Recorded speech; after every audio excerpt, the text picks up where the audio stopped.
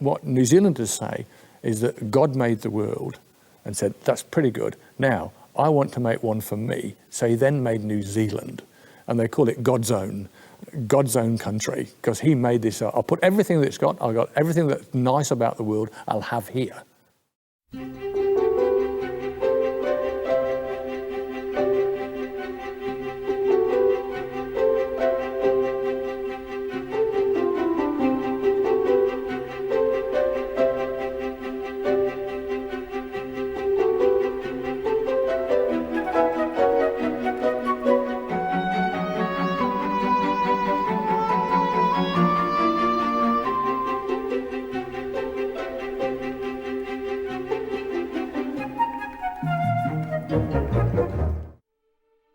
Just the sheer variety of scenic beauty. It's just, you have the whole of America sort of crammed into this one, or these two relatively small islands. So you have, in terms of the natural vistas, so you don't have the best of every vista around the world, but you have a little taste of everything, and so it's a nice place to really experience what it is to travel the world on a natural context.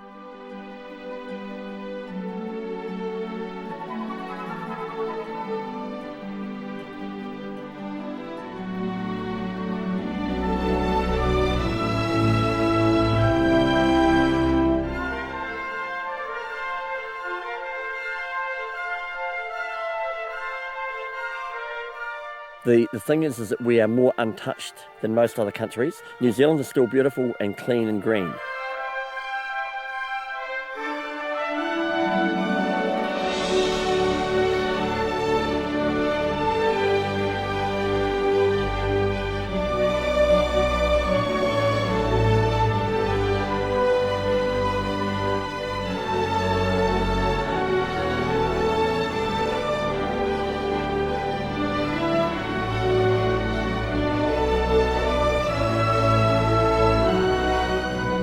And it's safe. There's no snakes. There's no dangers that you can really. It is like a kind of shire, really, because you don't have those things at the back of the mind that you have to really worry about. You can just go and have a really nice holiday, be inspired by incredible beauty, great people, nice culture, and be all the better for it. So it's an easy place to travel. I mean, it's an amazing geography. I mean, it's a long, thin country, a lot of coastline, there's a lot of open space, but there's only 4.5 million people living here. And so it's the same size as UK, and they've got 60 million people. So if we had 60 million people living here, I mean, it just wouldn't be the same place. I mean, I can go to beaches where I know that hardly anyone ever walks on them, and it's just, you just can't find that in the rest of the world. So we're incredibly lucky to have that here. So I think it's the ability to do those things in the outdoors that's one of the reasons that I stay.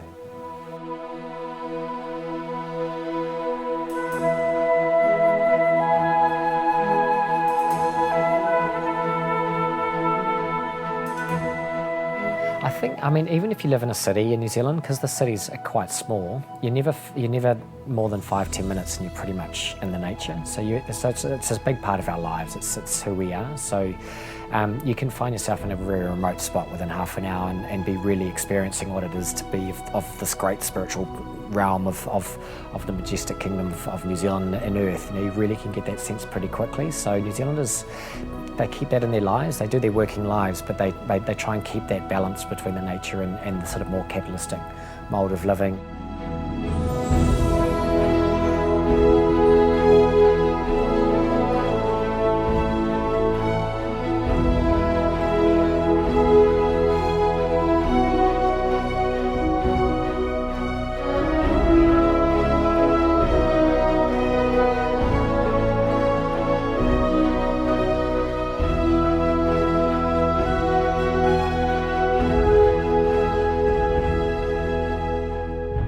And it's so easy to get to. I mean, you don't need a lot of money. You can have a pack and just drive your car to the side of the road and just go into the hills. You can have a little aluminium fishing dinghy and drive down to the boat ramp and go out. So it's not, I think in some countries it's just so hard for some people to do those things. Here, it's actually accessible to everybody, and I think that's what makes it pretty special as well.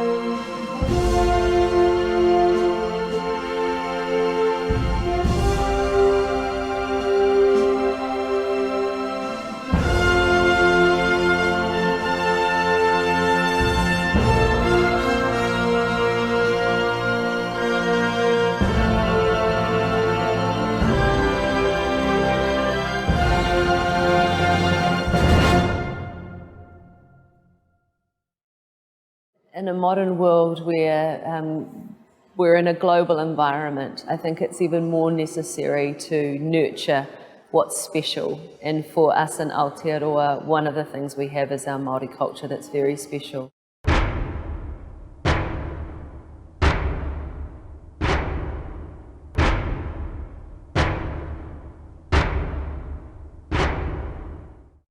Maori is like life force, and it emanates from all things. We are the Maori, and the Maori is us. We are that life force, and that life force is us. When the Polynesian navigator Kupe and Kura Marotini went in search of the great fish, when they came upon it, it was clouded or shrouded in many clouds, and hence Kura Marotini, Kupe's wife, called and announced, Kuao Taoroa, Kuao Taoroa, the land of the long white cloud, land of the long white cloud. And yes, we use that name today.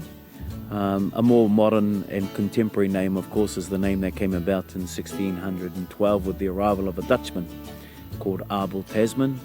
And these islands are now known or referred to as New Zealand.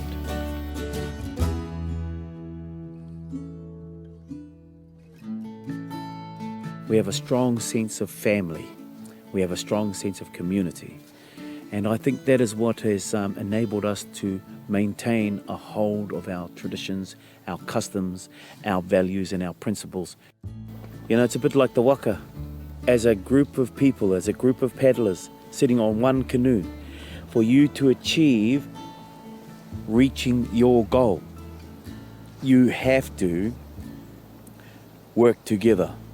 If you have the canoe with many paddlers and everybody decides they want to paddle the canoe in their own way, your canoe goes nowhere. It's the same as any community universally. I think we as humans have learnt that sometimes cooperation achieves far more than individualism. Huh?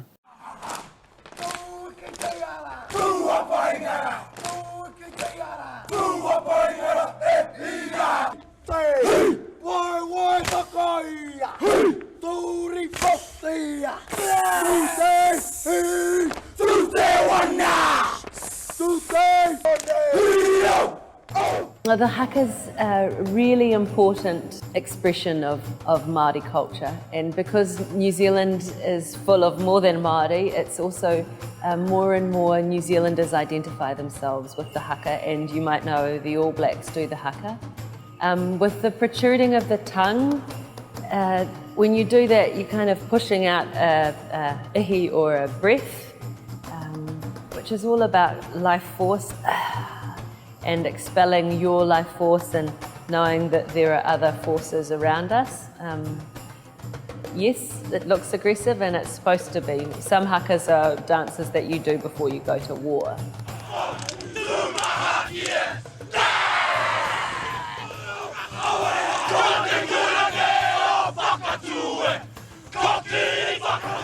For me, a very personal thing. So if a family member passes away, before we bury that family member, my nephews and uncles might get up and perform a haka out of love and sadness and grief. The same thing might happen, but for a positive, wonderful thing. Yeah. So like singing, there is a haka for every occasion.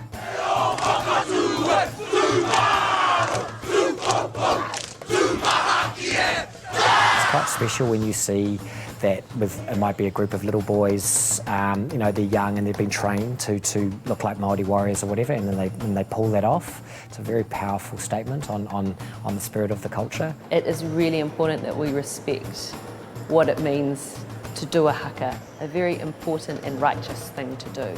Yeah, if you know how to do it right. we're a strong nation, but we're also very peaceful, and we're very aware of our nature and very in love with the way that the opportunity that life gives to us, and very respectful of that, of the guardianship of the land and our place and role in it. So it's kind of quite a humble sort of way of expressing that, and most of the European cultures tend to embrace that, so that's really cool. Also, the Māori are very quick to adapt to the European systems, so they're sort of onto it, savvy enough to learn what needs to be learned, so then they could go and influence those systems and work their culture within it. So that's been a part of the battle in itself, of getting that culture noticed. But I think at the end of the day, most of the race relations is resolved in the bedrooms of the nation. That's pretty much the way it is, and that's what it comes down to. I am constantly reminded daily of my culture, of our customs, of our traditions, of our values and our principles. People will walk through our cities and see these carvings and these buildings, these strange signposts that point to another presence here in these islands.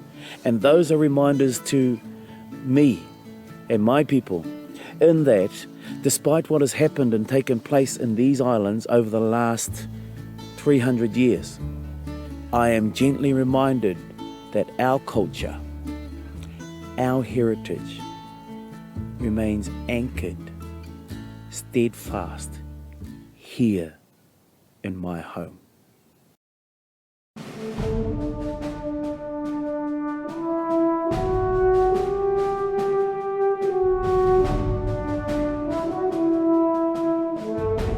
New Zealand is a small country with small physically, but with a huge diversity of locations within a small distance. So you have rivers, mountains, beaches, almost deserts, snow-capped mountains, all within a very short distance of each other. So if you're making a feature film, it's very efficient to be able to move quickly between your major locations. So it's another, and it had all the locations that the Lord of the Rings required, in terms of that great variety of locations and that sort of almost English misty mountains, green forests, right through to huge open vistas, tundra, barren mountains, snow-capped, surging rivers, all that stuff.